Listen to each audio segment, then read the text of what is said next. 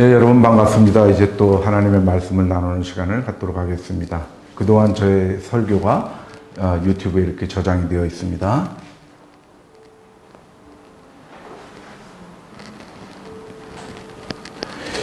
지금 우리가 예수 그리스도의 행적을 쭉 따라가는 그런 프로그램을 갖고 있죠. 그래서 예수님 탄생부터 예수님 돌아가시고 부활하실 때까지 우리가 그 행적을 따라가겠습니다. 그 과정, 여정을 다 따라가고 그 사이에 나오는 복음들을 우리가 살펴보는 것이죠. 그래서 저는 그 예수님 행적을 말씀드릴 때 역사성을 상당히 중요시 여기고 있죠. 그래서 여러분들께서 그런 면에서 조금 참고하시고 이 중에서 나오는 복음들이 있으면은 제가 그동안에 그 복음의 키워드들을 아주 상세하게 강의한 것들이 유튜브에 저장되어 있으니까 그것을 여러분께서 다시 한번 찾아봐 주시면 좋겠습니다. 그래서 예수 그리스도의 행적 6번째 시간인데 오늘은 공생의 준비 기간을 우리가 살펴보도록 하겠습니다.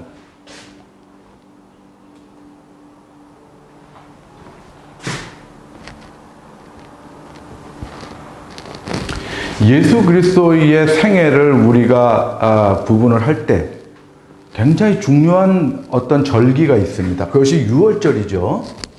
그래서 이렇게 한번 보시면 되겠습니다. 예수님이 3년 동안 공생애를 하셨는데 유월절을 그러면 몇 번을 보내셨을까요? 3번일까요? 아니죠. 4번이 됩니다. 4번이. 그래서 유월절, 첫 번째 유월절, 두 번째 유월절, 세 번째 유월절, 네 번째 유월절을 이렇게 보내시게 됩니다. 그래서 저는 분류하기를 첫 번째 유월절부터를 공생애로 봅니다. 그리고 이전까지는 뭐냐?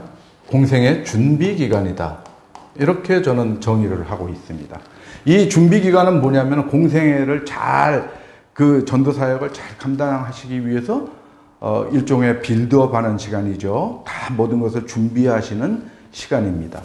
그래서 보면은 유월절이 이렇게 4번 지내시는데 첫 번째 유월절에는 무엇을 하십니까? 요한복음, 이 유월절 기준으로 나오는 것은 다 요한복음에 나오고 있습니다. 요한복음이 이렇게 시간 경계를 정확히 나눠주고 있습니다. 이 공관복음, 마태복음, 마가복음, 누가복음을 봐가지고는 그것이 어느 시점인지 예수님의 공생애 몇 년째인지 우리가 구분하기 어렵습니다. 그런데 그것을 요한복음에서 딱딱 잘라주십니다. 그래서 요한복음과 공관복음을 우리가 같이 연결지어서 보면은 공관복음에 이런 일이 있었던 게 예수님 공생애 몇 년째이구나. 이런 것들을 우리가 알게 되는 것입니다. 그래서 첫 번째 유월절 때는 가서 이제 공생의 첫 시작을 하시는데 성전을 청결하게 하시면서 시작하시죠. 성전 청결을 하십니다. 그 다음에 성전 청결을 하면서 예루살렘을 확 뒤집어 놓으면서 공생애를 출발하시는 겁니다. 그 다음에 두 번째 공생애 유월절에는 예루살렘에 또 가시죠. 유월절마다 예루살렘을 가시는 거죠. 예루살렘에 가셔가지고 무엇을 합니까? 베데스다 못에 38년 된 병자를 치료하시죠. 베데스다 못에서 그렇게 하십니다. 그리고 세 번째 유월절 때는 이때는 예루살렘을 가지 않으시죠. 이때는 무엇이냐면 베세다 부근에서 오병이어 사건이 일어나죠. 그리고 네 번째 유월절을 거의 이제 맞이해서 10월 달쯤에 예루살렘으로 올라가십니다. 이때가 뭡니까? 초막절이죠. 초막절. 그래서 이제 12월 달 수전절, 그때도 예루살렘에 이 초막절에 예루살렘에 가셨다가 베레아 요단강 건너편에 가서 전도 사역을 하시다가 수전절 12월쯤 돼서 다시 오시고 또 건너가시고 이런 이제 전도 활동을 하시다가 엿새 전에 4월 네 번째 유월절 엿새 전에 예루살렘을 최종적으로 입성하십니다. 그리고 돌아가시는 거죠. 이 네 번째 유월절에 돌아가시는 겁니다.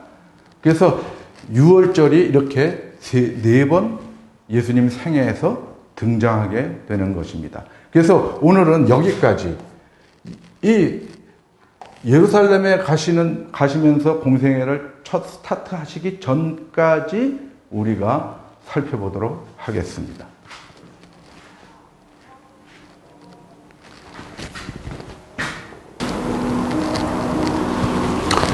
예, 다시 지도가 등장합니다. 우리가 이 행적을 따라갈 때는 항상 지도와 어떤 그 시점을 항상 염두에 두고 보시면은 입체적으로 우리가 그것이 이해가 되죠. 우리가 세계사 공부를 할 때도 그렇습니다. 항상 지도를 펴놓고 그들이 어디서부터 어떻게 움직였는지 그런 걸 보면 훨씬 머리에 잘 남죠.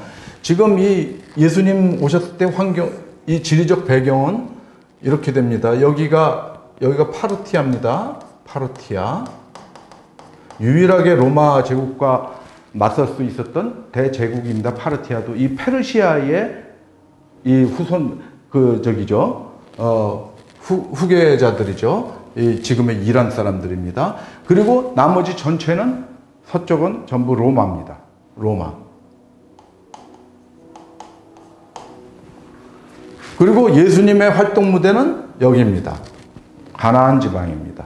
여기가 예수님의 활동 무대가 되겠습니다. 그래서 보면은 그 당시에 로마의 황제는 티베리우스였습니다. 그래서 디베료 가이사 이렇게 나오죠. 거기에 대해서 살펴보도록 하겠습니다. 시대 배경을 보겠습니다. 누가복음 이게 지금 제가 예수님 행적을 할 때는 인용되는 성경 구절이 너무 많아서 이 슬라이드에다가 다 올리면 오히려 이게 지면을 너무 많이 차지하고 보기도 불편합니다. 그래서 우리가 요점에 해당하는 것만 성경을 좀 찾아가면서 보도록 하겠습니다. 그래서 누가복음 3장을 보면 누가복음 3장 1절에 보면은 시대 배경이 나옵니다. 티베리우스 황제가 통치한 지 15해. 이렇게 시간적 배경이 나옵니다. 티베리우스는 누굽니까? 로마의 2대 황제입니다. 율리우스 카이사르가 털을 닦고 그 양자 아우구스투스가 초대 황제가 됩니다. 또 아우구스투스는 티베리우스를 양자로 삼고 상속자로 해서 물려줍니다. 그래서 티베리우스는 정식 명칭을 어떻게 썼냐면 티베리우스 율리우스 카이사르 아우구스투스 이렇게 길게 썼습니다. 그게 로마 황제 티베리우스의 정식 명칭이죠. 그래서 율리우스 카이사르의 뒤를 잇는 거고 아우구스투스의 뒤를 잇는다 해서 그걸 쭉 붙인 겁니다. 나중에 모든 황제들 이름 속에 카이사르는 반드시 들어갑니다. 그래서 성경에서도 가이사라는 게 카이사르인데 그것이 황제를 뜻하는 말로 되죠. 그래서 디베료 황제가 통치한 지 15해. 그러니까 15 하면은 어떻게 됩니까? AD 29년이라는 얘기죠. 그죠? AD 29년. 누가의 역사적 기록은 이렇게 되고 있습니다. 곧 본디오 빌라도가 폰티우스 필라투스. 본디오 빌라도가 유대의 총독으로, 헤롯이 갈릴리의 분봉왕으로, 헤롯 안티파스가 갈릴리의 분봉왕으로, 그 다음에 그 동생 헤롯 빌립이 이두레와 드라고닛, 루사니아가 아빌레네의 분봉왕으로 이렇게 나옵니다. 그리고 안나스와 가야바가 대제사장으로 있을 때 하나님의 말씀이 빈들에 있는 사가랴의 아들 요한에게 임하니라. 안나스는 누구입니까? 안나스와 가야바는 제사장입니다. 이 둘은 제사장입니다. 제사장인데 안나스는 AD 15년까지 하고 이게 여러분들 누가복음 2장에 나왔던 구레뇨 있죠? 퀴리니우스가 임명을 했습니다. AD 6년에. 그리고 본디오 빌라도의 전임 유대 총독이 이게 임면하고 그 가야바한테 물려줬는데, 가야바한테 제사장직을 줬는데, 가야바는 누구냐면 안나스의 사위죠. 그래가지고 안나스가 자기가 제사장에서 물러났음에도 불구하고 계속해서 영향력을 끼쳤습니다. 그래서 예수님이 마지막에 돌아가실 때 잡혔을 때 맨 처음에 누구한테 끌고 갔습니까? 안나스한테 데리고 갔습니다. 실권을 계속 사용하고 있었던 겁니다. 그 다음에 안나스가 가야바한테로 자기가 신문을 하고 가야바한테로 넘겨주죠. 그래서 그 당시에 사람들의 생각에는 안나스와 가야바의 두 명의 제사장이 있는 것처럼 생각을 해서 여기에 보면은 안나스와 가야바가 대제사장으로 있을 때에 이렇게 하고 나오는 겁니다. 그래서 3절을 보면은 요한이 요단강 부근 각처에 와서 죄사함을 받게 하는 회개의 세례를 전파하니 이렇게 나옵니다. 요한이 요단강 부근 각처에, 그러니까 어느 한 군데서만 있는 게 아니고 요단강을 따라서 각처에서 이렇게 이동하면서 세례를 베풀었죠. 어떤 세례? 회개의 세례입니다. 회개의 세례는 무엇이냐? 세례는 물로 받는 세례는 형식적인 것이어서 그것은 회개의 세례를 의미합니다. 회개는 무엇이냐? 너희 마음의 방향을 돌리는 겁니다. 네가 지금까지 세상을 향해서 살았는데 이 세례를 기점으로 해서 너의 마음의 방향을 바꿔라라는 겁니다. 회개하라. 왜? 천국이 가까이 왔느니라. 천국이 가까이 왔으니까 너의 시선을 세상에서 천국으로 돌려라 이겁니다. 메타노이아. 돌리다. 방향을 전환하다입니다. 그것이 세례를 통해서 회개하는 그런 의미를 갖고 있습니다. 그래서 요한은 회개의 세례 운동을 벌인 사람이죠. 그래서 보면 본 시대적 배경을 보면은 예수님은 디베리오 황제, 티베리우스 때, 그리고 본디오 빌라도 때 활동하신 분입니다. 그 예수님이 공생애를 하실 때는 이 세 명의 그 재위기간 안에 들어가 있습니다. 예수님은 제가 연구한 바로는 약 기원 후 35년경에 돌아가신 걸로 판단이 되는데 34년에서 35년 그 사이에 돌아가신 걸로 판단이 됩니다. 여러 가지 정황을 종합해서. 그러면 이 안에 다 있죠. 37년, 36년, 39년 이렇게 되니까요. 그래서 가장 중요한 인물이 예수님의 사역 때는 이 사람들입니다. 헤롯, 세례 요한을 죽이고 예수님을 신문하다가 본디오 빌라도한테 보낸 그 헤롯이죠. 그 헤롯이 헤롯 안티파스입니다.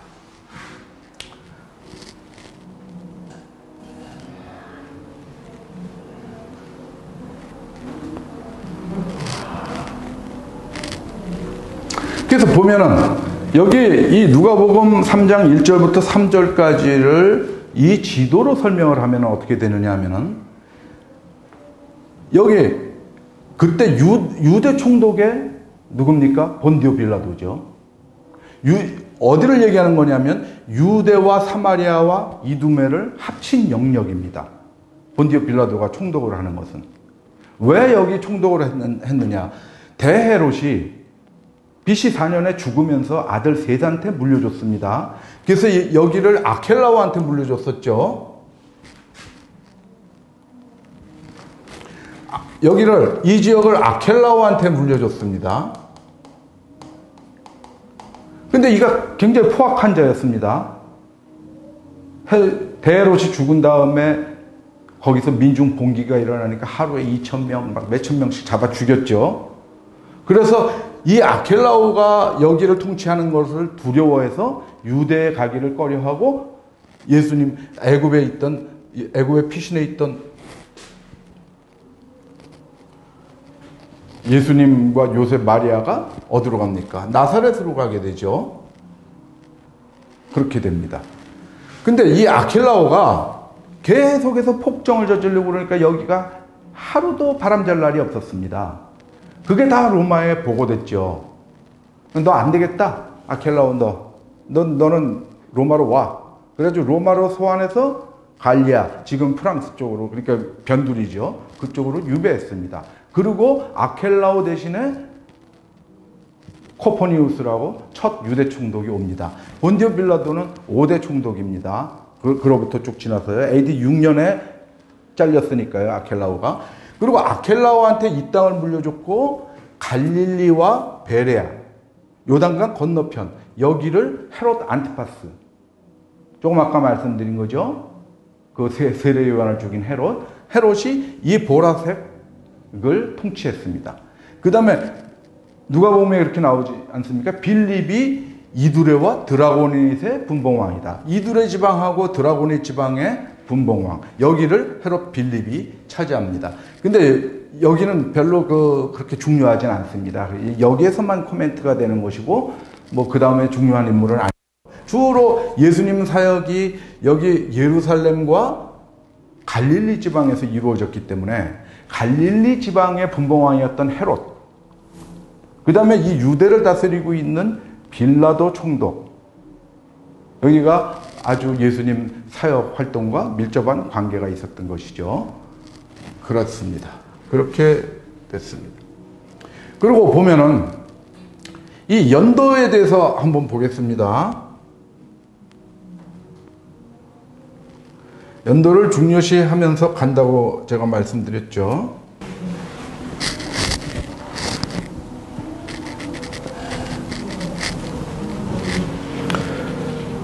예수님 사역, 세례 요한이 사역을 시작한 게 29년이죠. 왜? 디베리오 가이사가 통치하기 시작한 지 15년이라고 그랬으니까, 티베리우스는 14년에 즉위했으니까 서기 29년이 되는 거죠.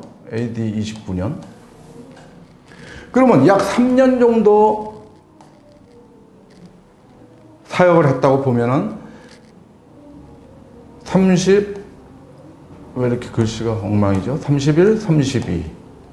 이때까지 세례 요한이 사역한 걸로 짐작이 됩니다. 그러면 예수님은 언제냐? 바로 사람들이 예수님 사역을 세례 요한과 동시에 한 걸로 생각을 하는데 그렇지 않습니다. 조금 더 늦게 시작하셨죠. 왜? 세례 요한은 예수님의 길을 다 끌어온 사람입니다. 그게 뭐 한두 달이 되겠습니까?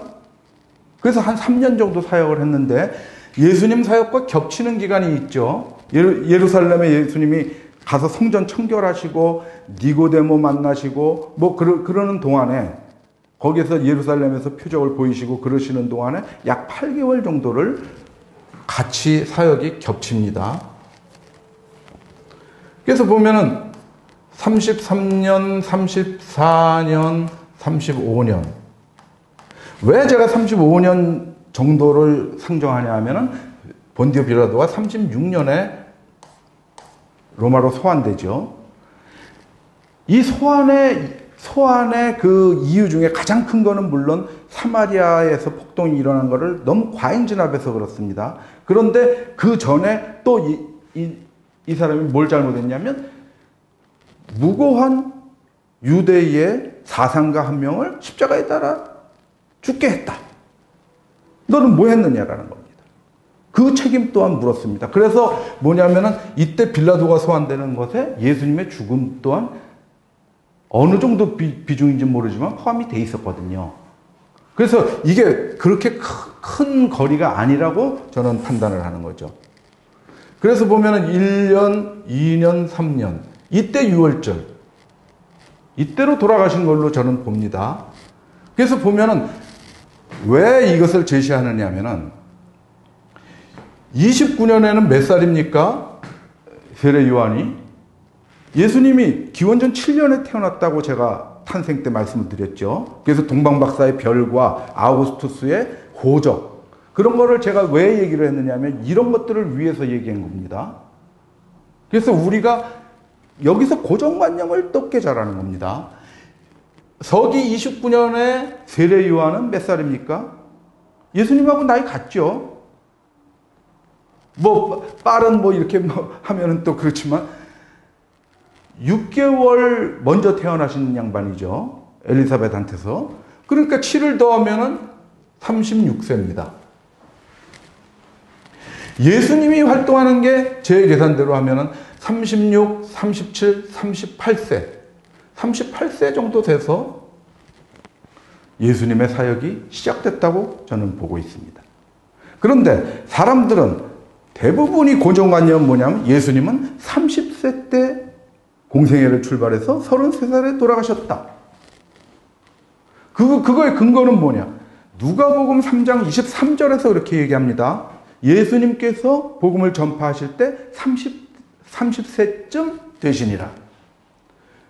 쯤이라는 호세이는 상당히 범위가 있습니다. 오차 범위가 큽니다. 그래서 누가가 볼 때는 30대에 하셨다고 보는 겁니다. 30대라면은 누가의 얘기도 맞습니다. 그런데 보통 그 성경을 읽고 사람들은 30세다 이렇게 생각을 하는데 문제가 있는 거죠. 쯤이라는 거는 그 머릿속에 담질 않았던 거죠.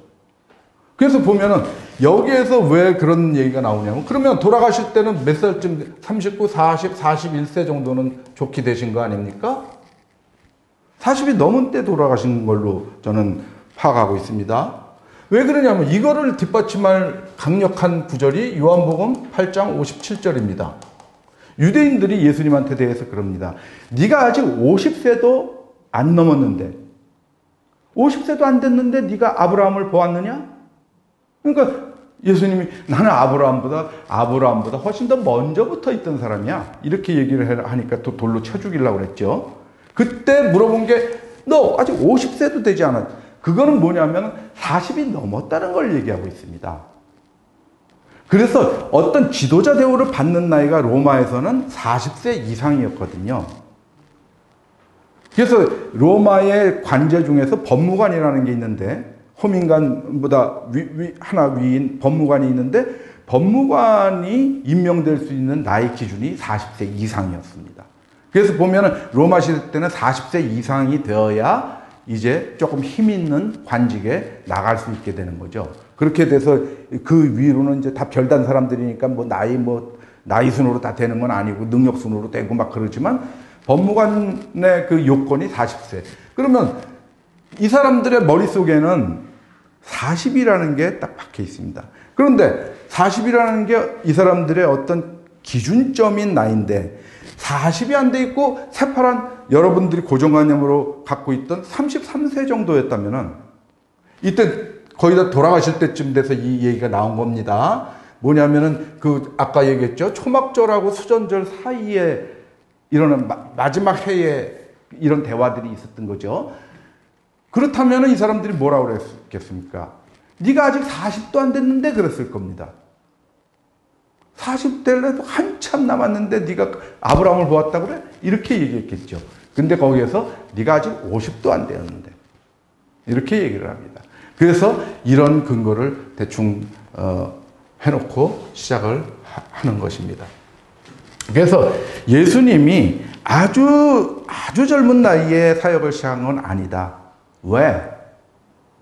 공생의 준비를 우리가 이제 살펴볼 텐데 예수님은 어디서 갑자기 뭘 받아서 갑자기 움직이고 그랬던 게 아닙니다. 예수님은 철저하게 준비하신 분이거든요. 그래서 모든 것을 다 준비하는데 어느 정도의 시간이 다 걸렸던 거죠. 내적, 외적으로. 그래서 모든 인간으로서, 인간 예수로서의 공부도 다 했어야 되는 거고, 그만큼 수양도 했어야 되는 거고, 그런 시간들이 필요했던 것입니다. 그래서 보면은, 공생의 처음 단계는 뭡니까? 예수님이 여기서 나사렛에서 사시다가 때가 돼서 이제 움직이십니다. 그때 세례 요한이 아까 뭐라고 그랬습니까? 누가복음 3장 3절에 요단강 각처에서 여기 살렘 가까운 에논 또 여기 베다니 이런 부근에서 계속 왔다 갔다 하면서 요단강 왔다 갔다 하면서 세례를 베풀고 있었죠. 요한의 세례 운동입니다. 그때 예수님께서 이리 오셔서 요한에게 세례를 받습니다. 요한에게 세례를 받고 나서 어디로 갑니까? 유대 광야로 갑니다. 여기가 유대 광야죠. 이쪽이. 예루살렘 동편, 사해 서편 이쪽이 아주 험악한 광야입니다. 여기에서 40일 동안 금식하시고 그 다음에 어떻게 됩니까? 사탄의 시험을 받으시죠. 그 다음에 시험을 이기신 예수님께서 다시 이쪽으로 돌아옵니다. 그래서 여기서 5 제자를 얻습니다. 그리고 여기서 다시 가십니다. 다시 올라가십니다. 가나로 가시죠. 가나의 혼인잔치. 거기에 참여합니다. 그 다음에 그 가나의 혼인잔치를 마친 다음에 어떻게 합니까? 마리아 그의 형제들과 함께 가버나움에 갑니다. 가버나움에 잠깐 들리십니다. 이게 공생의 준비 기간의 여정입니다. 예수님의 여정이 이겁니다. 딱 빌드업 하는 것입니다. 세례를 받으시고 요한이 세례 제가 못 주겠는데요. 이런 일을 행함으로 우리의 모든 의가 완성되게. 그러니까 어떤 제도적인 것도 필요하다라는 겁니다.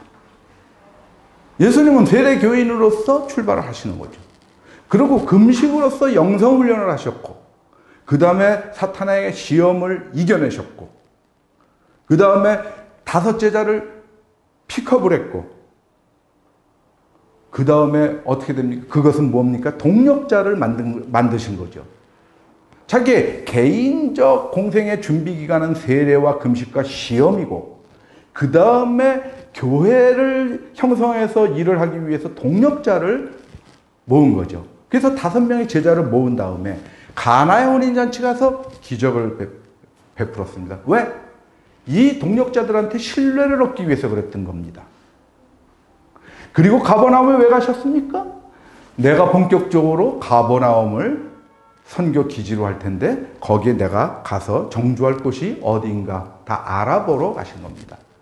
그래서 개인적인 준비와 사역의 준비, 그리고 때와 장소 이런 것들을 완벽하게 갖추신 다음에 본격적으로 시작합니다. 그것이 예루살렘에 입성해서 성전을 청결하신 작업입니다. 그러면 우리가 조금 더 자세히 살펴보도록 하겠습니다. 이 과정을 여러분들이 성경을 조금씩 중요한 성경을 찾아가면서 보겠습니다.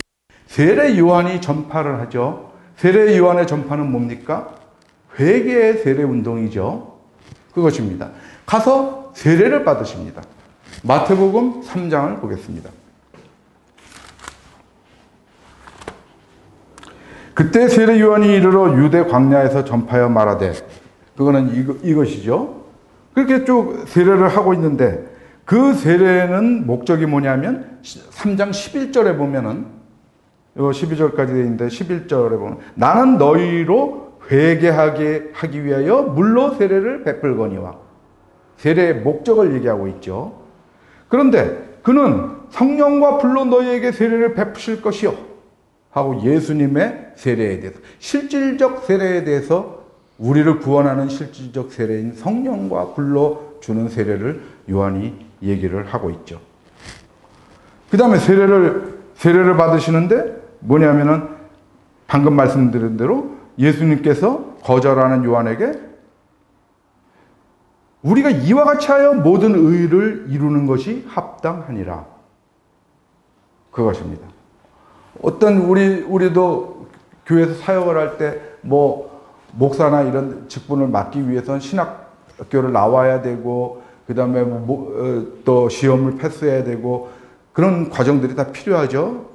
그래서 최종적으로 목사 안수를 받게 되고, 그런 것들이 어떤 요식행위 같지만 그런 요식행위를 거치지 않으면은 누구나 막 중구난방으로 하면은 되지 않지 않습니까? 그 요식행위를 다 거쳤다 하더라도 완전하지는 않지만, 그래도 최소한의 어떤 자격을 우리가 검증하게 하는 그런 절차가 필요한 것들이죠. 그런 것들을 하기 위해서 세례를 받는 것입니다. 근데 세례를 받는 장면은 공관복음에 나오죠. 마태복음, 마가복음, 누가복음에.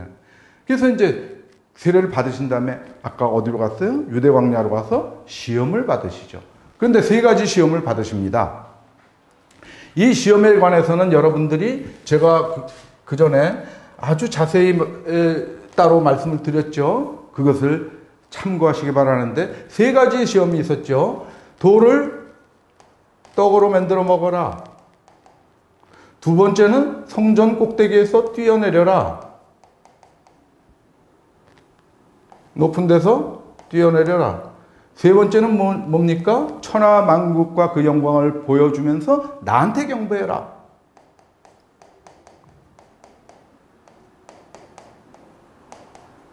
이렇게 했죠.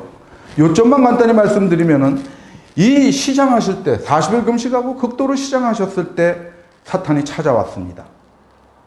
항상 사탄은 우리가 어려운 처지에 있을 때 쉽게 찾아옵니다. 우리가 궁핍할 때 찾아옵니다. 우리가 병들었을 때 찾아옵니다. 그리고 뭐라고 속삭이냐면 부당이득을 취해라. 너 지금 집에 급한 돈 필요하지? 그러면 너한테 촌지가 좋은 거 그거 받아라. 받아 써라. 속삭입니다.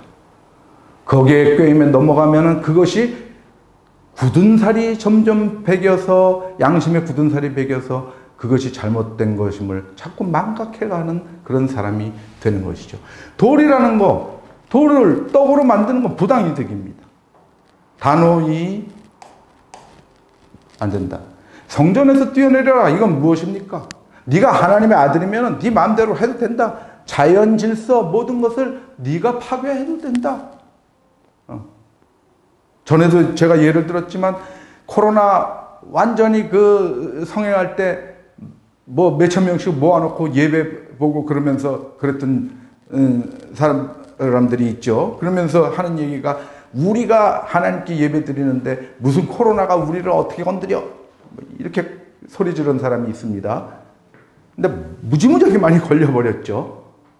하나님의 이 우리가 사는 세계에서의 법칙은 3차원에 적용되는 자연 법칙 그대로입니다.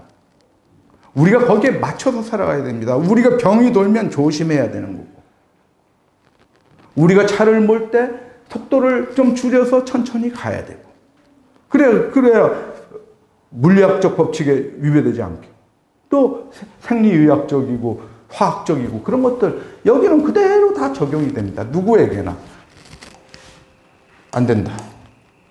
하나님이 만드신 그 원리, 원칙, 그것을 너네 맘대로 하나님의 이름을 팔면서 깨지 말아라 라는 겁니다. 마지막으로 사탄 자기한테 엎드려 경배하면 이 천하만국을 다 주겠다. 예수님의 심리적 고뇌였을 겁니다. 40일 동안 금식을 하면서 완전히 그 방향을 정했지만 사탄이 다시 묻습니다. 네가 세상의 메시아냐 하나님 나라의 메시아가 될 것이냐를 정해라. 네가 세상을 바라보고 가면은 너의 능력으로 로마 제국을 무너뜨리고 이스라엘 백성이 원하는 메시아가 될 것이고, 그것을 뿌리치고 내가 십자가에 달려 죽음으로써 내가 지는 것처럼 보임으로써 모든 인류의 구세주가 될 것이냐. 그것의 양갈래길에서 인간 예수가 선택한 것은 하나님의 길입니다. 거기서 사탄은 물러나게 된 겁니다. 그 시험을 받으신 거죠. 그러고 나서 마태복음에서는 여기서 12절에서 어떻게 합니까? 갈릴리로 가십니다. 갈릴리로 가셔서 갈릴리 사역을 본격적으로 하십니다. 그런데 그렇지가 않죠. 바로 갈릴리를 가신 게 아닙니다. 그래서 우리는 예수님의 행적을 볼 때는 공관복음과 요한복음을 면밀히 번갈아 검토해 가면서 봐야 됩니다. 마치 우리가 예수 그리스도의 탄생을 볼 때 무엇과 무엇을 비교했죠? 마태복음과 누가복음을 비교했죠. 누가복음에서는 쭉 오다가 예수님 태어나신 다음에 그 목자들한테 경배받고 8일 후에 할례하고 40일 후에 정결예식 한 다음에 나사렛으로 가셨죠.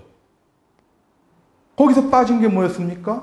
엄청난 게 빠졌죠. 동방박사의 방문, 그리고 이집트로의 피난, 이런 것들이 빠졌지 않습니까? 근데 그래서 누가복음과 마태복음을 연결져서 봤어야 됐던 것처럼 이제 예수님의 행적은 공관복음, 즉 마태, 마가, 누가복음은 거의 비슷합니다. 내용이. 그것과 요한복음을 비교해 봐야 됩니다. 그러면 요한복음에서, 공관복음에서 빠진 많은 부분 다 예루살렘 사역이죠. 예루살렘 사역이 공관복음에는 안 나와 있고 예루살렘 사역은 다 요한복음에만 있습니다.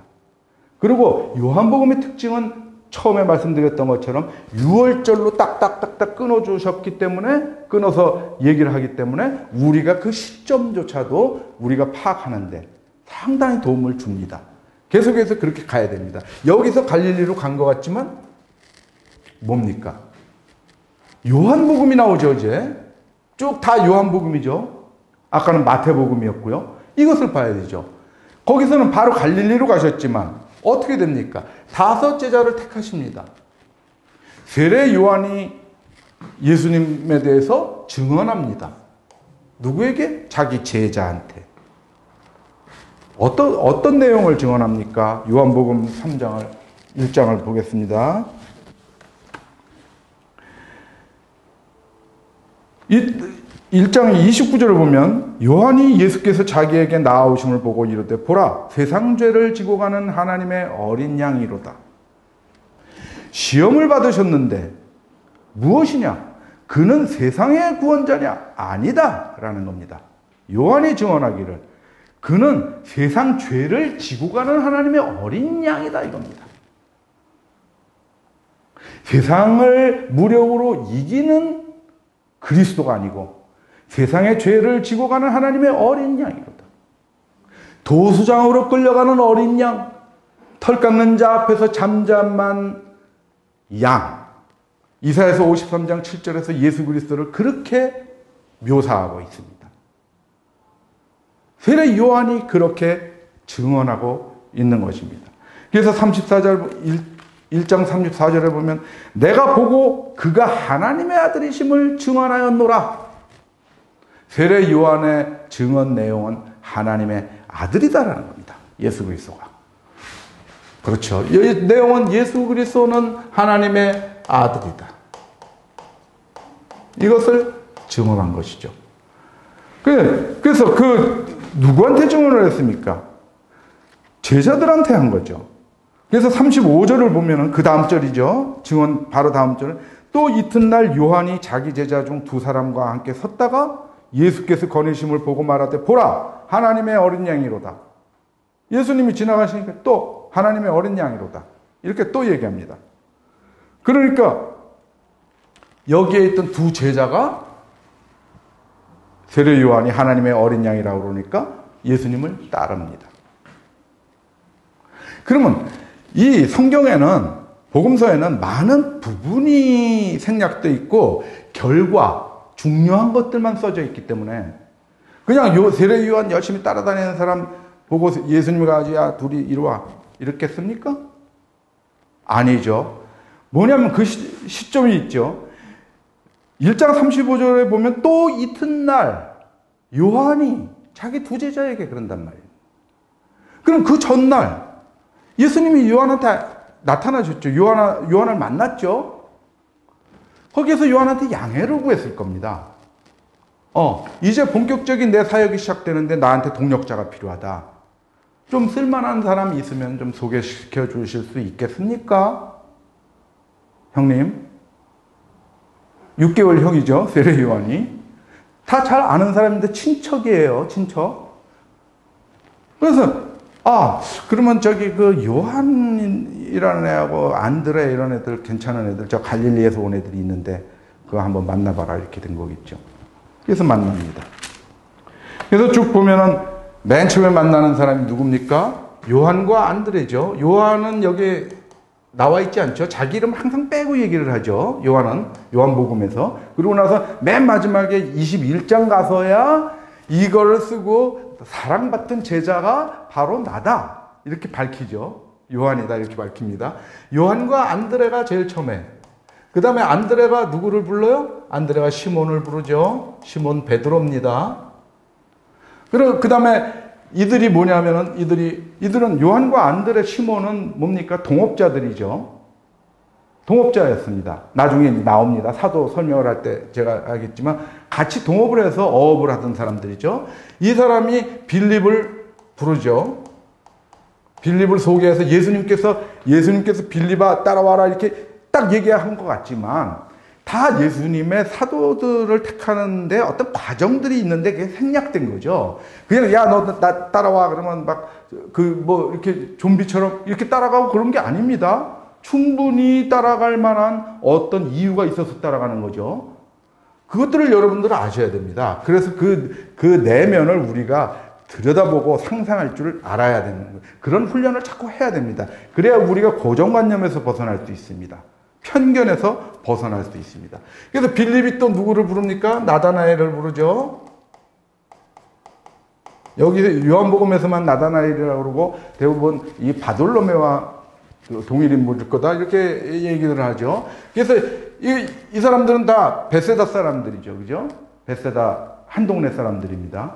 근데 가버나움에서 이제 어업은 가버나움에서 했죠. 나다나엘은 어디 사람입니까? 가나 사람입니다. 가나. 이들을 데리고 갑니다. 가나의 혼인잔치. 이들을 다 5명을 데리고 가는 겁니다. 이제 5명이 딱 동역자로 이제 확보가 됐습니다. 그런데 이들이 아직도 긴가민가하죠.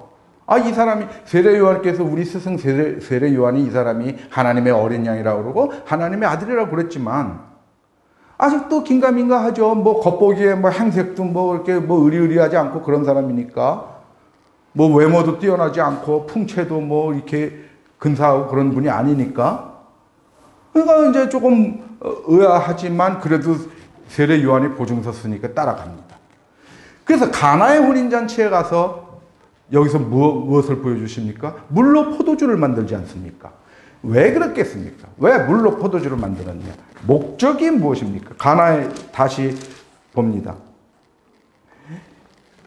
요한복음 2장 11절에 예수께서 이 첫 표적을 갈릴리 가나에서 행하여 그의 영광을 나타내심에 제자들이 그를 믿으니라. 제자들한테 신뢰를 얻기 위해서 예수님은 가나의 혼인잔치에 가셔서 물로 포도주를 만든 겁니다. 나는 너희와 차원이 다른 사람이다. 3차원의 화학으로 이해할 수 없는 물이 H2O가 알코올로 변하는 것. 너네 3차원의 세계에서는 불가능하지만 5차원, 6차원, N차원의 화학으로는 가능하다. 나는 다른 차원의 존재다라는 것을 보여준 겁니다. 여러분들은 그걸 믿으시기를 바랍니다. 마술을 부린 것이 아닙니다. 그래서 이 제자들이 예수 그리스도를 신뢰하게 되었고 나중에 예수님께서 본격적으로 갈릴리 사역을 하시기 위해서 갈릴리 호숫가에 가서 야 시몬, 베드로, 안드레, 요한, 야고보 너네들 집합해. 그러니까 다 집합하죠. 그냥 이렇게 예수께서 갈릴리 바다를 거니시다가 내가 사람 낚는 어부되게 할 테니까 나를 따르라. 그럴 때 그냥 이렇게 딸려간 게 아니라니까요. 이런 뒷배경이 다 있는 겁니다. 그리고 가서 준비하고 있어 너희들. 이렇게 된 거죠. 어느 시점에 내가 부를 것이다. 그러면 모여라. 그러니까 다 모인 겁니다. 그런 철저한 준비 과정이 있었던 겁니다. 인간 예수. 그분은 뭐냐면 아주 치밀한 계획을 가지신 겁니다. 혼인잔치 마치고 나서 어디로 갔다고 그랬죠? 가버나움 방문했다고 그랬죠. 거기에 당신이 거처할 곳, 선교 기지로 쓸 곳, 이런 거를 준비하기 위해서 그런 겁니다. 그래서 요 바로 다음 절에 뭐라고 나옵니까? 그 후에 예수께서 그 어머니와 형제들과 제자들과 함께 가버나움으로 내려가셨으나 거기서 여러 날 계시지는 아니하시니라. 거기 쭉 둘러본 거죠. 왜? 이 사람들이 다 가버나움을 생활 무대로 삼고 있었던 사람들이니까 자기 제자들하고 가까운 데고, 또 요한은 누굽니까? 요한은 나중에 말씀드리겠지만 예수님과 이종사촌일 가능성이 95% 이상이죠. 그러면 거기에 가면은 그 예수님의 이모의 아들이니까요. 그러면 마리아나 이런 분들, 그 형제들도 가서 가버나움에 가서 생활하기가 좋았겠죠. 그러니까 그런 거 다 알아보신 겁니다. 그래서 육신의 부모 형제가 잘 살 수 있으면서 또 내가 이런 동역자들과 가까이 있으니까 선교사역하기 좋은 곳, 그런 것을 다 준비하신 것입니다. 그러고 비로소 이제 공생애를 시작하십니다. 그래서 오늘은 공생애 준비 기간을 보았습니다.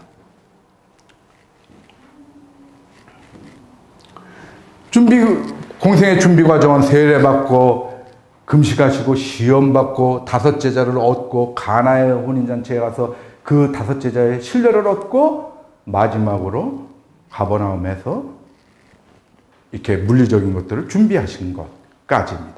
그래서 오늘 우리가 살펴보는 것은 무엇이냐 하면은 그냥 갑자기 신화적으로 그렇게 이루어진 것들이 아니라는 겁니다. 예수님의 사역, 세례 요한의 사역, 모든 게 다 치밀하게 이루어졌고 그런 걸 다 준비하시기 전까지 꽤 많은 세월이 걸렸다. 그래서 우리도 무엇입니까? 우리도 교회에서 무슨 일을 할 때에 항상 예수님처럼 우리가 그 일을 위해서 기도하는 시간을 갖고, 또 인간적으로 준비할 것을 완벽하게 준비하는 노력을 꼭 하면서, 그리고 동력자들끼리는 서로 신뢰하고, 신뢰 속에서 모든 것이 이루어져 나갈 수 있습니다. 그런 것들이 우리 교회에 필요한 것입니다. 그래야 우리가 본격적으로 하나님의 일을 할 수가 있다라는 것입니다. 그렇게 여러분들 항상 준비하시는 우리 성도들이 되시기를 예수 그리스도의 이름으로 기도합니다. 오늘 말씀은 여기까지 전하도록 하겠습니다. 감사합니다.